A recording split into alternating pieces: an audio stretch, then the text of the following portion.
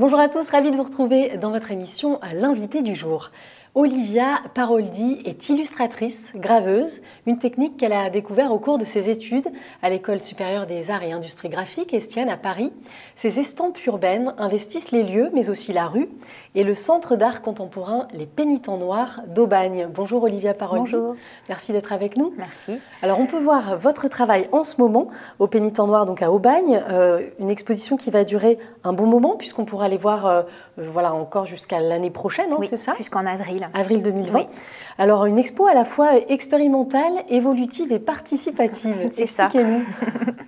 Alors, c'est une exposition qui met en scène des travaux que je mets dans la rue. Donc, c'est en ça qu'elle est un peu expérimentale, parce que là, elle s'improvise à l'intérieur de murs. Donc, on a recherché des moyens pour avoir le même impact que dans la rue. La force des images, aussi forte que dans la rue.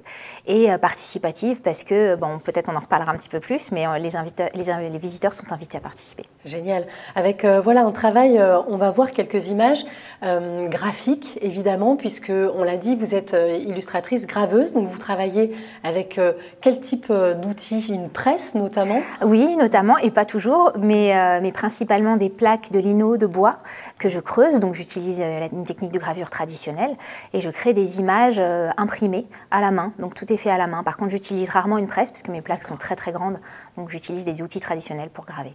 Donc là, on voit ces images. Beaucoup d'enfants, c'est un thème qui vous tient à cœur, l'enfance. Pourquoi? Oui. Alors, j'ai coutume de dire que je crée avec ma sensibilité de femme et de mère, et c'est ce qui m'a amenée à être touchée par ce que vivent certains enfants dans le monde aujourd'hui, sur le chemin de l'exil, dans l'errance. Et donc, ces thèmes de la construction de soi à travers l'exil et l'errance sont des thèmes récurrents dans mon travail.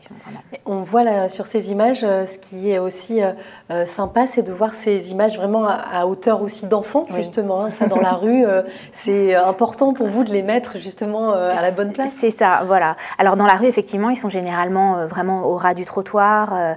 Voilà, ils interpellent à ce niveau-là. Et dans l'exposition, on a voulu trouver une solution pour recréer cette façon d'interpeller les visiteurs en installant des silhouettes qui permettent aux visiteurs de passer au travers des estampes, en fait. On navigue dans l'univers. Avec justement une scénographie bien particulière, vous l'avez conçue comme un voyage? C'est ça, un petit peu, oui. Alors dans la première salle, elle est consacrée à ce que j'ai pu faire en temps de résidence, parce que j'ai eu un temps de résidence au Pénitents Noirs. Et donc j'ai pu réaliser plusieurs grandes plaques gravées que j'ai pu installer sur les murs, etc. Et ensuite, il y a cette invitation à traverser l'univers. Qu'est-ce qui vous plaît dans le fait justement de graver? C'est un travail, on imagine, très minutieux, mais vous inspirez beaucoup de la réalité, vous, justement, pour ce travail-là. Oui, c'est vrai. Je m'inspire tout le temps, en fait, de la réalité au quotidien. Je dessine, etc. C'est toujours la source est toujours réelle et réaliste. Et avec ça, je fais des images qui ont plusieurs niveaux de lecture, donc une vision très, très réaliste au premier abord, et puis une image qui raconte beaucoup à l'intérieur. Et la gravure, parce que c'est une technique qui a des siècles et j'adore l'idée d'utiliser des outils et des techniques, des façons de faire qui ont traversé les temps pour en faire quelque chose d'actuel et de contemporain. Il y a un côté universel, hein, finalement, oui, à s'emparer de cette façon de travailler. Ce sont, oui, des enfants qui existent, en fait, les enfants qu'on voit? Pas toujours, ça dépend des séries. J'ai plusieurs séries. Certaines séries, ce sont effectivement des enfants que j'ai rencontrés, j'ai fait leur portrait, j'ai travaillé avec eux, etc. Et d'autres fois, non, je m'inspire de photos d'actualité, parce que j'ai la série sur les enfants de l'exil, je tenais à l'ancrer dans le réel, donc du coup, à représenter des enfants qui existent vraiment, mais que je n'ai pas forcément rencontrés, mais qui existent. D'accord, oui, parce que vous avez aussi mené des ateliers avec différents publics, justement, pour pouvoir un peu transmettre vos techniques aussi, ça c'est important. Oui, c'est très important. D'ailleurs, il y en aura pendant le temps de l'exposition. Il y a 2 rendez-vous qui sont donnés en janvier et en mars pour faire des ateliers avec les visiteurs, parce que dans l'exposition, je ne vous ai pas dit ça, il y a une partie qui est participative avec du lino au sol, et les visiteurs pourront graver certaines parties de ce linoléum-là. dans l'exposition. Donc il y aura un témoignage de leur passage aussi dans l'exposition. Et je crois qu'il y a aussi des boîtes aux lettres dans lesquelles on peut mettre des messages. Oui, j'y tenais beaucoup à ce dialogue-là avec les visiteurs. Donc il y a une installation avec des boîtes aux lettres. Effectivement, on peut y glisser des réactions, des émotions, écrites ou dessinées. Et à partir de ça, je réaliserai une fresque évolutive, une fresque d'estampes. Que vous réaliserez donc à Aubagne. Dans le lieu, oui. Dans le lieu, d'accord. Il y a une fresque qui restera, ce qui est assez rare, non? C'est ça? Qui restera tout le temps de l'exposition. Après, c'est à négocier, je ne pense pas. Ils verront avec vous alors. Voilà. Sur ce qui vous inspire, donc on a parlé beaucoup de l'enfance.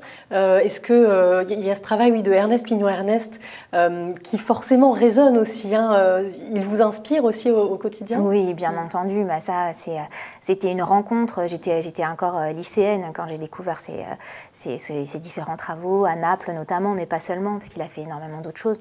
Et bien sûr, et pas seulement pour ce qu'il fait dans la rue. Vous êtes originaire de Cannes. Est-ce que la ville, justement, en quoi elle vous inspire? Alors moi, ce que j'aime bien à Cannes, c'est le contraste très très fort entre l'idée qu'on s'en fait dans le monde entier, le tapis rouge, les paillettes, strass, etc. Et ce que moi j'y vis là-bas, c'est-à-dire moi je travaille dans la vieille ville de Cannes, dans l'ancien village de pêcheurs, donc entouré de vieux murs, plein d'histoires, et donc j'ai pas du tout ce rapport-là qu'on a l'habitude d'avoir avec Cannes, quoi. Est-ce que vous êtes aussi enseignante, justement, avec des plus jeunes, pour enseigner ces techniques de gravure? Oui, effectivement, c'est vraiment important pour moi de partager cette technique, de continuer à la faire vivre en l'enseignant. Donc, je fais des ateliers ponctuels avec des enfants, et puis j'enseigne à des plus grands, oui. D'accord. Dans cette exposition, il y a des œuvres inédites et puis d'autres qui existent depuis quelques années. C'est ça, oui. Alors des œuvres inédites qui ont été conçues et réalisées dans la chapelle pendant le temps de résidence en amont du démarrage de l'exposition, et toutes les estampes qui ont été collées dans le monde entier depuis 3-4 ans, donc c'est une petite rétrospective comme ça sur ce travail-là. Donc effectivement, il y a les deux aspects. Et comment vous choisissez justement le lieu où sera implantée une de vos estampes? Alors ça dépend des séries, mais effectivement je cherche des lieux qui ont du sens par rapport à ce que je vais apporter comme image. Donc pour cette série-là des enfants de l'exil, c'était des postes frontières, des gares routières, des lieux comme ça qui évoquent le cheminement, le passage. Des lieux lointains aussi, parce que vous allez à l'étranger. Effectivement, oui. Donc il y a eu des collages réalisés en Tunisie, au Mexique, en Espagne, en Angleterre, en cherchant à chaque fois dans les Balkans, en cherchant à chaque fois des lieux symboliques. D'accord, oui. Donc un grand travail. Comment vous y prenez justement pour réussir à planifier tous ces collages? Alors il y a plusieurs façons de faire. Soit je connais déjà le lieu, donc vraiment là je vais concevoir une image pour cet endroit-là. Soit je connais pas le lieu, mais je sais quel type d'endroit je veux. Et ça se fait finalement assez naturellement. En fait, en allant sur place, en rencontrant, en discutant avec des gens, en s'intéressant à ce qui s'est passé là, on trouve des endroits magnifiques. D'accord, oui, c'est génial. Oui, vous avez un travail où vraiment vous allez chercher le réel, ce qui va pouvoir résonner. Il faut dire que cette exposition s'est déroulée en écho au Festival du Livre et de la Parole d'Enfants, donc qui a eu lieu le festival Grain de Sel. Et puis justement, il y a un lien aussi, un partenariat avec, je crois, des lycées qui vont venir aussi voir votre travail à Aubagne. Oui, c'est ça. Alors avec un collège principalement, le collège La Canale à Aubagne, où il y a une partie de l'exposition qui est installée carrément dans la galerie du collège, et on va pouvoir faire un travail comme ça avec certaines classes du collège. D'accord, génial. Quelles seraient vos envies justement pour l'après, Olivia, après ces expositions? Est-ce qu'il y a l'envie de faire peut-être des œuvres, je ne sais pas, plus grandes? Quels sont un peu vos rêves? Alors j'aurais envie de partir carrément dans l'autre direction, faire des œuvres toutes petites, à chercher quelque chose de beaucoup moins imposant, peut-être quelque chose de plus grand qui indique qu'il y a quelque chose de plus petit à chercher. J'aime bien l'idée de donner envie de regarder, de fouiller, de s'arrêter et de prêter attention. Et quand vous créez, vous êtes dans quel état d'esprit justement? On a l'impression qu'il y a un côté peut-être, je ne sais pas, méditatif dans le fait d'être comme ça dans la minutie.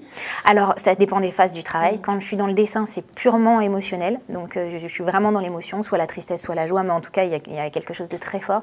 Et au moment de la gravure, là effectivement c'est beaucoup plus méditatif, et c'est vraiment le bon terme, parce que c'est presque automatique, quoi. C'est quelque chose de très zen en fait de graver. Vos œuvres n'ont pas toutes des noms. Il me semble qu'elles ont... Pourquoi ce choix-là? Alors, elles ont des titres, mais ce sont des enfants, ils n'ont pas forcément de prénom. Mais elles ont tout le temps des titres, généralement. Sauf dans l'exposition, où on a choisi de ne pas en mettre du tout. Parce que le but, là, c'était vraiment de créer... Comme dans la rue, il n'y a pas de titre, il n'y a rien. Donc, on est confronté et puis on y met ce qu'on veut. Et c'est le but aussi. Par contre, il y a 2 textes qui expliquent bien toute la démarche, etc. Mais l'idée, c'est vraiment de se plonger dans les estampes. Alors là, on vous voit justement à l'image. Expliquez-nous, vous êtes à quel moment là du procédé? Alors ça, c'est une phase d'ancrage. Alors la plaque n'a jamais été ancrée là, et j'applique de l'encre avec un rouleau rigide qui fait que l'encre ne se dépose qu'en surface. Et toutes les zones qui ont été gravées, donc creusées, restent blanches sans encre. Excellent. Et après, donc, vous utilisez quel type de support pour ensuite pouvoir ancrer l'image? Est-ce que c'est plutôt du papier ou... Oui, alors théoriquement, on pourrait imprimer sur plein de choses. Moi, j'utilise sur papier, parce qu'effectivement, c'est destiné à être collé, donc sur papier. Oui, un travail incroyable. Merci en tout cas, Olivia, d'avoir été avec nous. Merci à vous. Donc, on donne rendez-vous à tout le monde à se rendre au Centre d'art contemporain, donc les Pénitents Noirs à Aubagne, pour découvrir le travail d'Olivia Paroldi. On peut se rendre évidemment sur votre page Facebook, votre site internet également, pour suivre tous les petits moments que vous allez proposer au cours de cette exposition. Merci d'avoir été avec nous en tout cas. Et merci à vous de nous avoir suivis. Très belle fin de journée et à bientôt.